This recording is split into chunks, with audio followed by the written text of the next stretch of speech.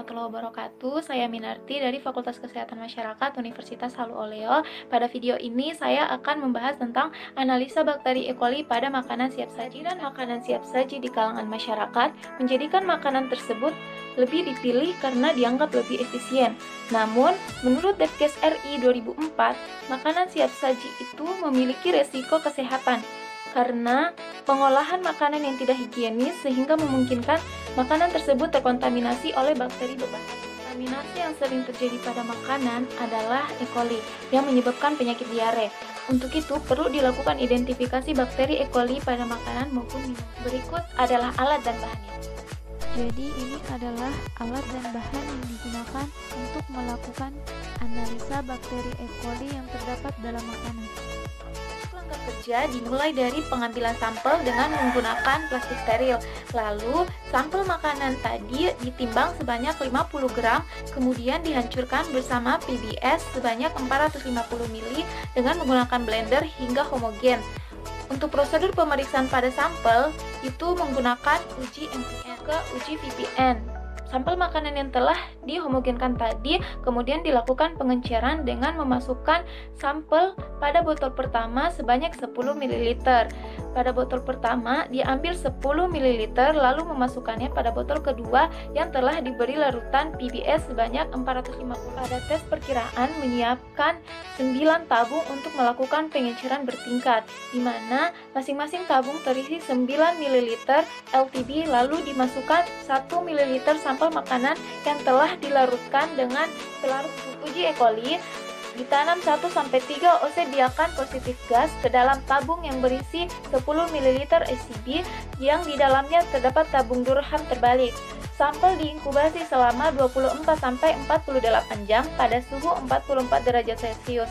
Bila media berubah dari warna kuning jernih menjadi kuning keruh dan terdapat gas di dalam tabung durham, maka menunjukkan hasilnya positif terhadap bakteri coliform, terutama E. negasan. Hasil sampel yang positif pada tes perkiraan tadi dapat dilanjutkan dengan memasukkan sampel yang positif ke dalam media SCB untuk uji bakteri E. coli. Tes pelengkap dilakukan dengan menanam hasil positif SCB sebanyak 1-3 OC ke media embah. Sampel diinkubasi selama 18-24 jam pada suhu 37 derajat Celcius. Jika pertumbuhan bakteri pada cawan Petri menghasilkan koloni ungu dengan kemilauan hijau metalik, maka itu menunjukkan hasil positif bakteri. Hasil positif yang ditunjukkan pada media embah kemudian diuji ke dalam uji biokimia. Yang pertama, uji indol. Biarkan embah ditanam 1 OC ke dalam TB, diinkubasi selama 24 jam pada suhu 37 derajat Celcius. Uji indol menunjukkan hasil negatif bila tidak membentuk warna merah seperti cincin. Yang kedua, uji merah metil atau MR, digunakan untuk mendeteksi bakteri dengan asam campuran. Biarkan embah ditanam 1 OC ke dalam media MRVP, diinkubasi selama 24 jam pada suhu 37 derajat Celcius. Kemudian ditambahkan 3-5 tetes MR, dihomogenkan lalu didiamkan selama beberapa menit. Uji MR akan menunjukkan hasil positif bila larutan berwarna merah. Yang ketiga adalah uji VP. Biarkan embah ditanam 1 OC ke dalam media MRVP, diinkubasi selama 24 jam pada suhu 37 derajat Celcius.